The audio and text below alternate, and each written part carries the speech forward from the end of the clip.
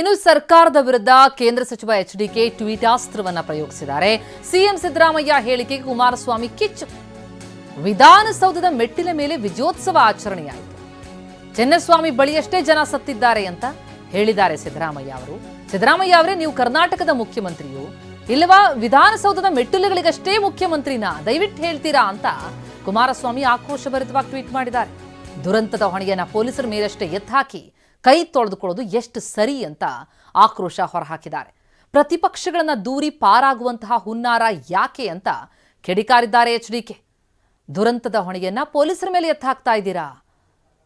ತಾವು ಹಾಗಿದ್ರೆ ವಿಧಾನಸೌಧದ ಮೆಟ್ಟಿಲುಗಳಿಗೆ ಮಾತ್ರ ಮುಖ್ಯಮಂತ್ರಿನಾ ಅಥವಾ ಕರ್ನಾಟಕದ ಮುಖ್ಯಮಂತ್ರಿನಾ ಹೇಳಿ ಅಂತ ಕುಮಾರಸ್ವಾಮಿ ಟೀಕಿಸಿದ್ದಾರೆ ಸಿಎಂ ಸಿದ್ದರಾಮಯ್ಯ ಅವರನ್ನ. ಟ್ವೀಟಾಸ್ತ್ರ ಪ್ರಯೋಗಿಸಿದ್ದಾರೆ ಸರ್ಕಾರದ ವಿರುದ್ಧ, ಸಿಎಂ ಸಿದ್ದರಾಮಯ್ಯನವರ ವಿರುದ್ಧ. ಪ್ರತಿಪಕ್ಷಗಳನ್ನ ದೂರಿ ಪಾರಾಗುವಂತಹ ಹುನ್ನಾರ ಯಾಕೆ ಎಂದಿದ್ದಾರೆ. ಅಂದ್ರೆ ಚಿನ್ನಸ್ವಾಮಿ ಕ್ರೀಡಾಂಗಣದ ಬಳಿಯಷ್ಟೇ ಈ ಘಟನೆ ಸಂಭವಿಸಿ ಜನ ಮೃತಪಟ್ಟಿರೋದು ಅಂತ ಸಿದ್ದರಾಮಯ್ಯ ಅವರು ಹೇಳಿಕೆ ಕೊಟ್ಟಿದ್ರು. ಅದನ್ನ ಖಂಡಿಸಿ ಎಚ್ಡಿಕೆ ಮಾಡಿರುವಂತಹ ಟ್ವೀಟ್ ಇದು.